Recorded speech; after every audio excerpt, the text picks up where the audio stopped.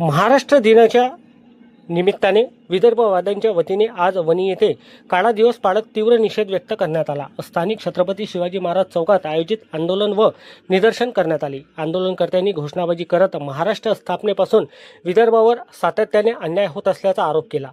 1 मे 1960 रोजी महाराष्ट्र राज्याची निर्मिती झाली, मात्र त्यावेळी विदर्भाला स्वतंत्र राज्याचा दर्जा न देता जबरदस्तीने महाराष्ट्रात विलीन करण्यात आले, असा ठाम आरोप यावेळी करण्यात आला। गेल्या 65 वर्षात विदर्भातील शेतकरी, तरुण, उद्योग आणि पायाभूत सुविधा या क्षेत्रामध्ये अन्याय झाल्याचे आंदोलकांनी नमूद केले।